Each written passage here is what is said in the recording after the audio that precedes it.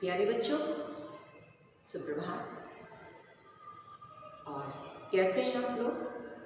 मुझे उम्मीद है आप सभी लोग अपने अपने घरों में स्वस्थ होंगे, खुश होंगे, मस्त होंगे। साथ ही ठंड से भी अपना बचाव कर रहे होंगे और जो महामारी फैली हुई है उससे भी सुरक्षित होंगे। बच्चों, हम लोग कृतिका भाग 2 से पहला पाठ माता का वचन पढ़ रहे हैं और इसके पहले के वीडियो में आपने जाना कि भोलानाथ और उनके साथी किस किस प्रकार के खेल खेलते थे, किस प्रकार से वो अपने परिवेश से जुड़ करके नए नए खेल खेलते थे और अपना मनोरंजन करते थे। अगर इस बात पर आप ध्यान देते हैं तो देखेंगे, जानेंगे कि भोलानाथ के खेल और आपके खेल में बहुत अंतर है। भोलानाथ के खेल उनके आसपास से ही जुड़े हुए हैं और उन खेलों के लिए जो सामग्री उनके पास है वो भी उनके अपने परिवेश से ही मिल गई। लेकिन आज के समय के ग्रामीण बच्चे भी इस प्रकार के खेल नहीं खेलते हैं जैसे भोलानाथ और उनके साथी खेलते थे। जबकि भोलानाथ और उनके साथियों के द्वारा खेले गए खेल बच्चों का शारीरिक और मानसिक विकास करते हैं। ऐसा नहीं है कि आज के समय में खेले गए खेल बच्चों का शारीरिक और मानसिक विकास नहीं कर पाते, बल्कि अंतर यह है कि आज के समय के बच्चे घर में रह के ज्यादा खेलना पसंद करते हैं। मोबाइल, लैपटॉप ये उनके खेल हो चुके हैं, जिससे उनका मानसिक विकास तो हो जाता है लेकिन उनका शारीरिक विकास नहीं हो पाता।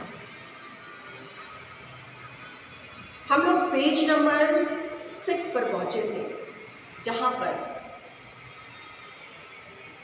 भोलानाथ और उनके साथी गांव के ही एक व्यक्ति मूसन तिवारी को चढ़ा करके भागते हैं। जबकि छोटे बच्चों का ऐसा करना सही नहीं है, लेकिन मूसन तिवारी अपनी प्रतिक्रिया व्यक्त करते हैं और जब भोलानाथ और उनके साथियों को पकड़ नहीं पाते हैं तब एक सीधा सा उपाय उन्हें मिलता है कि वो मास्टर जी के पास विद्यालय पहुंच जाते हैं। मास्टर जी ने भी 4 लड़कों को गिरफ्तारी वारंट लेकर के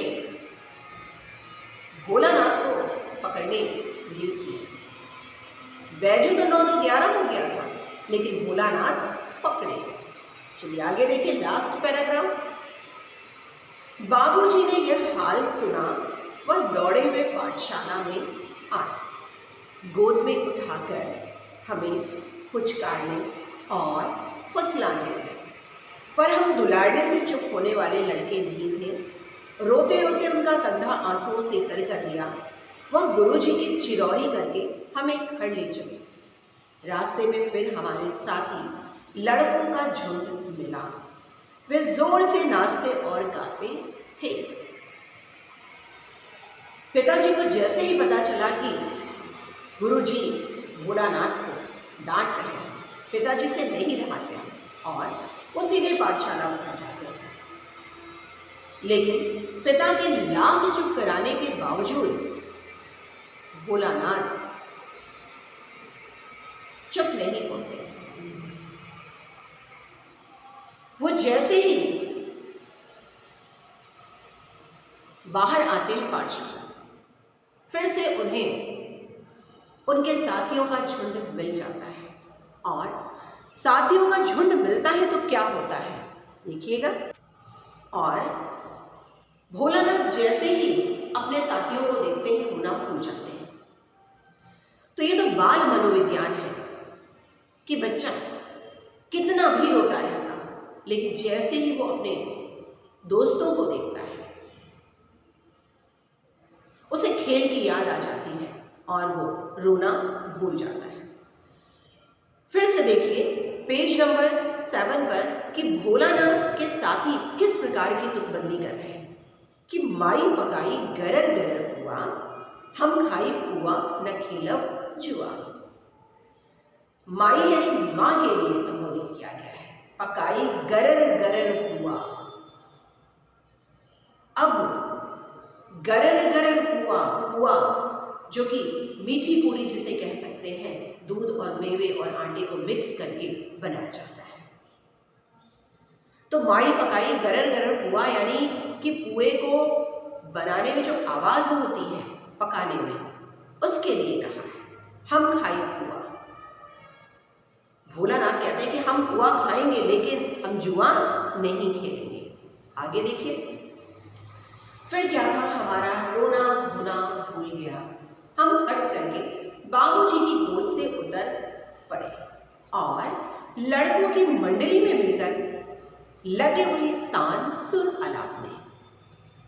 भोलानाथ भी लड़कों के साथ अपने साथियों के साथ मिल करके वही तुकबंदी गाने लगे, उनके सुर से सुर मिलाने लगे। तब तक सब लड़के सामने वाले मकई के खेत में दौड़ पड़े। मकई मक्का, ठीक है, उसमें चिड़ियों का झुंड चल रहा था। चिड़ियों को मक्का बहुत पसंद होता है, तो चिड़ियों का पूरा झुंड उस खेत में चल रहा था। वे दौड़ दौड़ कर उन्हें पकड़ने लगे। बच्चे ही थे वो।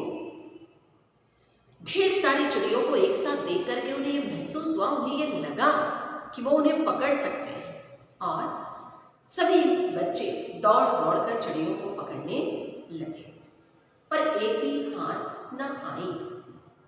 हम खेत से अलग ही खड़े होकर गा रहे थे। भोलानाथ इस गतिविधि में शामिल नहीं थे। क्या गा रहे थे वो? राम जी की चिड़ई राम जी का खेत, खा लो चिड़ई भर भर पेट। राम जी की चिड़ई राम जी का खेत, चिड़ई देश की शब्द है। तो चिड़ई यानी कि चिड़िया। तो राम जी की चिड़ई राम जी का खेत, खेत भी राम जी का है और चिड़िया भी राम जी की है। खा लो चिड़ई भर भर पेट। तो जब दोनों एक दूसरे के हैं, खेत भी राम जी का, चिड़िया भी राम जी की, तो भोलानाथ कहते हैं कि चिड़ई तुम भर भर पेट यानी पेट भर के खा लो। आगे हमसे कुछ दूर बाबूजी और हमारे गांव के कई आदमी खड़े होकर तमाशा देख रहे थे, बच्चों का तमाशा देख रहे थे और यही कहकर हंसते थे कि चिड़िया की जान जाए लड़कों का खिलौना। चिड़िया की जान जाए लड़कों का खिलौना। वो जो बच्चे थे चिड़िया को पकड़ रहे थे, उन्हें खाने नहीं दे रहे थे, तो बच्चों के लिए तो चिड़िया एक खिलौना हो गई थी, क्योंकि अभी उन्हें इस बात की समझ नहीं थी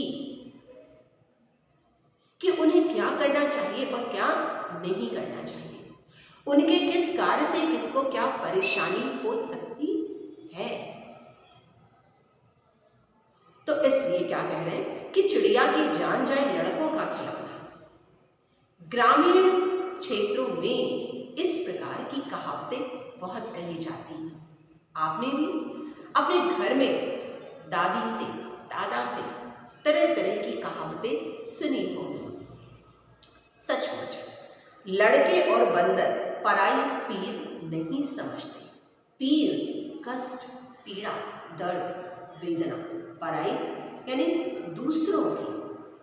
लड़के और बंदर दोनों को एक जैसा बता दिया है, समानता बता दी है कि वो दूसरों के दर्द को महसूस नहीं करते।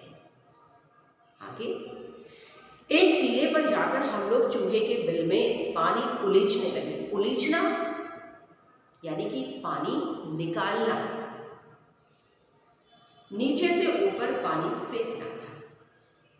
हम सब थक गए। तब तक गणेश जी के चूहे की रक्षा के लिए शिव जी का सांप निकल आया। क्या निकल आया? गणेश जी के चूहे की रक्षा के लिए शिव जी का सांप निकल आया। गणेश जी की सवारी क्या है? चूहा, मूसक। और शिव जी सर्प को अपने गले में आभूषण की तरह धारण करते हैं। रोते चिल्लाते हम लोग बेतहाशा भागे। बच्चे छोटे थे, इसलिए जैसे ही वो सांप को देखते हैं, बेतहाशा बिना कुछ सोचे समझे वहां से भागने लगते हैं। कोई औंधा गिरा, कोई अंटाची। बच्चे जो कि बेतहाशा भाग रहे थे, इसलिए कोई कैसे गिरा तो कोई कैसे गिरा, कोई पीठ के बल गिरा तो कोई पेट के बल गिरा तो कोई किसी तरीके से गिरा। और इस तरह से गिरने में, बेतहाशा भागने में किसी का सिर फूटा, किसी के दांत टूटे, सभी गिरते पड़ते भागे। हमारी सारी देह लहूलुहान हो गई। लहूलुहान यानी खून से, लहू से लथपथ हो गए। पैरों के तलवे कांटों से छलनी हो गए।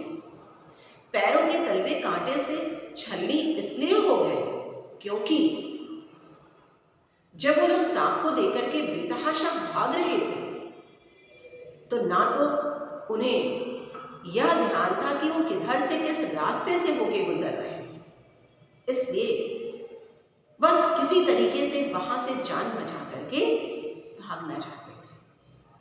आगे देखिए पेज नंबर 8 पर।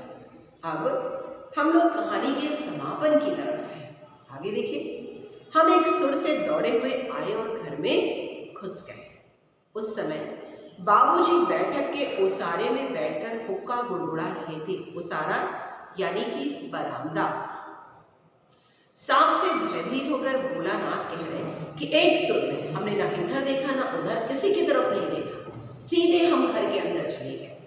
और उस वक्त उनके बाबूजी बरामदे में बैठ करके हुक्का गुड़गुड़ा रहे थे। उन्होंने हमें बहुत पुकारा पर उनकी अनसुनी करके हम दौड़ते हुए मैया के पास ही चले गए। जाकर उसी की गोद में शरण ली। ध्यान दीजिएगा, ये वही भोलानाथ है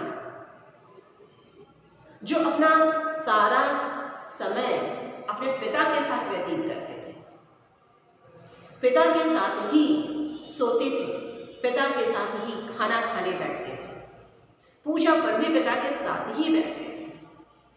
माता से उनका तो सिर्फ दूध पीने तक का नाता था। ये वही भोलानाथ है।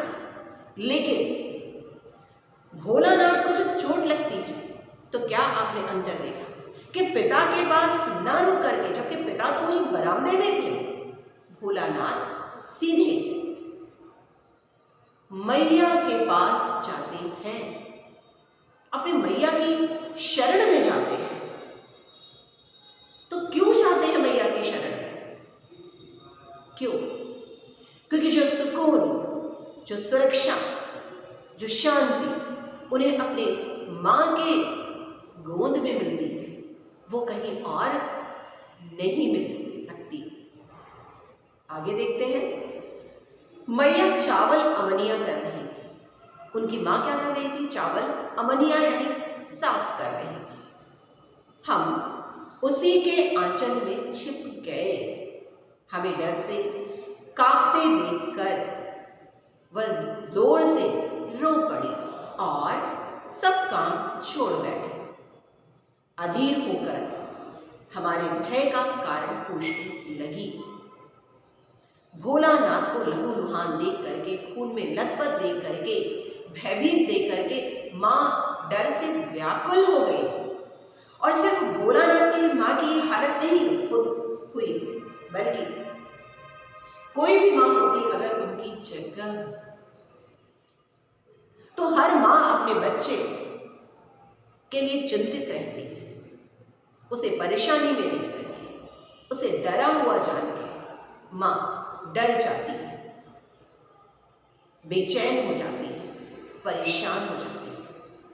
तो इसलिए बच्चों, माँ की जगह कोई नहीं ले सकता, चाहे वो जननी हो या फिर जन्मभूमि हो।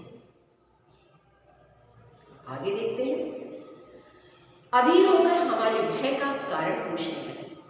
कभी हमें अंग भरकर दबाती, यानी अपने शरीर से लिपटा करके दबाती, और कभी हमारे अंगों को अपने आंचल से पोंछकर हमें चूम लेती। बड़े संकट में पड़ गई। कौन? भोलानाथ की माँ। झटपट हल्दी पीसकर हमारे घाव पर थोपी गई। हल्दी एंटीबायोटिक का काम करती है। और आप देखिए कि कोई भी बाहरी चोट हो तो भी हल्दी का प्रयोग किया जाता है। और सर्दी, जुकाम, खांसी या फिर शरीर में दर्द या कोई अन्य परेशानी होने पर भी हल्दी दूध पीने की सलाह दी जाती है। घर में कोहराम मच गया। हम केवल धीमे सुर से सा सा सा कहते हुए मैया के आंचल में लुके चले जाते थे। सारा शरीर थर थर कांप रहा था। रोंगटे खड़े हो गए थे। हम आंखें खोलना चाहते थे पर वे खुलती न थी। हमारे कांपते हुए ओठों को मैया बार बार निहार कर रोती और बड़े लाड से हमें गले लगा लेती थी। इसी समय बाबूजी दौड़े आए। आकर झट हमें मैया की गोद से अपनी गोद में लेने लगे। पर हमने मैया के आंचल की प्रेम और शांति के चंदरवे की छाया न छोड़ी। बाबूजी के लाख प्रयत्न करने पर, कोशिश करने के बाद ही भोलानाथ ने अपने मां के आंचल की सुकून और शांति की छाया न छोड़ी। जबकि वो हमेशा अपने पिता के पास रहते थे, लेकिन उसके बाद भी वो अपने पिता की शरण में नहीं जाते हैं। चोट लगने पर, परेशान होने पर अपने मां के आंचल में शरण लेते हैं। तो आपने देखा कि कैसे बालक भोलानाथ के माध्यम से यह पता चला कि मां का महत्व जीवन में क्या होता है। साथ ही इस पाठ में शिवपूजन सहाय ने ग्रामीण अंचल का वर्णन किया है और खास करके 1930 के दशक की ग्रामीण संस्कृति का वर्णन किया है। तो आप कंपैरिजन कर सकते हैं, तुलना कर सकते हैं कि 1930 की ग्रामीण संस्कृति और आज की ग्रामीण संस्कृति में क्या अंतर आ गया है। तो आप पाएंगे कि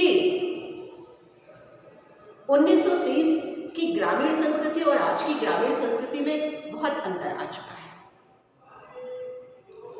सबसे पहली बात तो लोकगीतों का स्थान फिल्मी संगीत ने ले लिया है। ग्रामीण युवा पीढ़ी भी आज के समय की पश्चिमी सभ्यता का अंधा अनुकरण करने पर तुली हुई है। तो कुछ नकारात्मक प्रभाव भी पड़ा है, लेकिन साथ ही कुछ सकारात्मक प्रभाव भी है। पहले शिक्षा का प्रचार प्रसार नहीं था, लेकिन आज के समय में गांव-गांव में शिक्षा का प्रचार प्रसार हो गया। सभी पढ़ने के लिए लालायित हैं, शिक्षा की तरफ अग्रसर है। ये सबसे बड़ा चमत्कारिक बदलाव हुआ है। और जहाँ शिक्षा है वहाँ अज्ञानता तो हो ही नहीं सकती। इसके अलावा आज की ग्रामीण संस्कृति को सरकारी योजनाओं का लाभ मिल पा रहा है। परोक्ष रूप से इस पाठ में पेड़ों का भी महत्व बताया गया है। साथ ही छोटे छोटे बच्चों को तुकबंदी के लिए प्रोत्साहित करना चाहिए, क्योंकि तुकबंदी उनके अंदर रचनात्मक विकास करती है। उस वक्त के बच्चों के खेल, उनकी सामग्री और आज के समय के ग्रामीण बच्चों के खेल और उनकी सामग्री में क्या अंतर है, यह भी आपने बता दिया। और साथ ही पाठ का शीर्षक माता का आचरण उपयुक्त है या नहीं है, यह बात आपको समझ में आई होगी कि भोलानाथ का जुड़ाव पिता के साथ होने के बाद भी वो अंततः विपदा के समय अपने मां के आंचल में शरण लेता है। तो बच्चों, आज पाठ संपन्न हुआ। चलिए अब हम लोग कुछ विशेष और महत्वपूर्ण प्रश्नों पर चर्चा करते हैं। देखते हैं कि क्वेश्चन नंबर 1 आपका देखिए है, प्रस्तुत पाठ के आधार पर यह कहा जा सकता है कि बच्चे का अपने पिता से अधिक जुड़ाव था, फिर भी विपदा के समय वह पिता के पास ना जाकर मां की शरण लेता है। आपकी समझ से इसकी क्या वजह हो सकती है? तो मौलिक रूप से आप इस प्रश्न का उत्तर देंगे, क्योंकि अब आप अपने माता पिता के साथ रहते हैं, तो जितने अच्छे से आप इसे अनुभूति कर सकते हैं, लिख सकते हैं, तो इसे आप स्वयं इस प्रश्न का उत्तर देंगे। उसके अलावा सेकंड क्वेश्चन है कि आपके विचार से भोलानाथ अपने साथियों को देखकर सिसकना क्यों भूल जाता है? तो ये मनोवैज्ञानिक कारण है। बाल मनोविज्ञान ये कहता है कि बच्चा खेल का नाम सुनते ही और अपने साथियों को देखते ही सारे कष्ट, रोना धोना भूल जाता है। नेक्स्ट क्वेश्चन देखिए। नेक्स्ट क्वेश्चन नंबर 3 है, तुकबंदी से संबंधित है, तो तुकबंदी आप स्वयं करेंगे। उसके बाद क्वेश्चन नंबर 4 पर आइए। देखिए, भोलानाथ और उसके साथियों के खेल और खेलने की सामग्री आपके खेल और खेलने की सामग्री से किस प्रकार भिन्न है? तो भोलानाथ का खेल क्या क्या है और उनकी सामग्री क्या है, ये आपने पाठ में पढ़ा कि सबसे पहले तो भोलानाथ घरौंदे का खेल खेलते हैं, खेती का खेल खेलते हैं, बारात का जुलूस निकालने का खेल खेलते हैं, और उसमें जो सामग्री वो यूज करते हैं, उपयोग में लाते हैं, वो उनके आसपास के वातावरण से ही मिली होती है। लेकिन आज के समय के ग्रामीण बच्चे इस प्रकार के खेल अब नहीं खेलते हैं, क्योंकि कहीं ना कहीं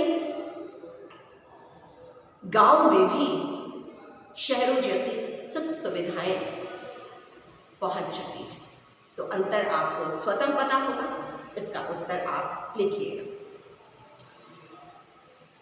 उसके बाद क्वेश्चन नंबर 5 पे आइए। पाठ में आए ऐसे प्रसंगों का वर्णन कीजिए जो आपके दिल को छू गए। तो परीक्षा की दृष्टि से तो बहुत महत्वपूर्ण नहीं है, लेकिन आपको जो सही लगता है आप लिखेंगे। उसके बाद क्वेश्चन नंबर 6 है, इस उपन्यास अंश में 30 के दशक की ग्राम संस्कृति का चित्रण है। आज की ग्रामीण संस्कृति में आपको किस तरह के परिवर्तन दिखाई देते हैं? तो उस वक्त की ग्रामीण संस्कृति में क्या था और आज की ग्रामीण संस्कृति कैसी है, आपको मालूम होगा। आप इस प्रश्न का उत्तर स्वयं दें। उसके बाद क्वेश्चन नंबर 8 पे आते देखिए। यहाँ माता पिता का बच्चे के प्रति जो वात्सल्य व्यक्त हुआ है, अपने शब्दों में कीजिए। तो आपके माता पिता भी आपको बहुत स्नेह करते होंगे, प्रेम करते होंगे, दुलार करते होंगे, तो आप उनके प्रेम, स्नेह, दुलार को महसूस कर सकते हैं। अब क्वेश्चन जो आया जो महत्वपूर्ण है कि माता का आंचल शीर्षक की उपयुक्तता बताते हुए कोई अन्य शीर्षक सुझाइए। हाँ, इस प्रश्न का उत्तर आप बताएंगे कि माता का आंचल शीर्षक उपयुक्त है। सबसे पहली बात, शीर्षक रोचक है और पूरे विषय वस्तु को समेटे हुए है। कैसे समेटे हुए हैं? क्योंकि माँ के आंचल की बात की गई और बुलाना, जिनका जुड़ाव उनके पिता के साथ, लेकिन जब उन्हें चोट लगती है, उनके ऊपर मुसीबत आती है, तो सब कुछ छोड़ करके वो अपने पिता के शरण लेते हैं। क्या लेते हैं पिता की शरण? नहीं, वो अपने माँ के आंचल में जाकर के छुप जाते हैं। ये होगा ना? तो इसलिए माता का आंचल शीर्षक उपयुक्त है, क्योंकि जो सुकून, शांति, सुरक्षा उन्हें माँ के आंचल में मिले, वो कहीं अन्यत्र नहीं मिल सकती। तो इसलिए इस प्रश्न का उत्तर आप देंगे। इसके अलावा आपको प्रश्न उत्तर का PDF भेज दिया गया है। साथ ही बच्चों, मैंने आपसे बोला कि अभ्यास से प्रश्न बहुत ज्यादा नहीं पूछे जाते हैं। कृतिका में बीच बीच से फ्रेम क्वेश्चंस आपसे पूछे जा सकते हैं। इसलिए सबसे महत्वपूर्ण बात तो यह है कि आपको पाठ पढ़ना होगा बहुत ध्यान से, और आप उसे पढ़ेंगे। तो फिलहाल आज के वीडियो में बस इतना ही। फिर मिलते हैं, तब तक के लिए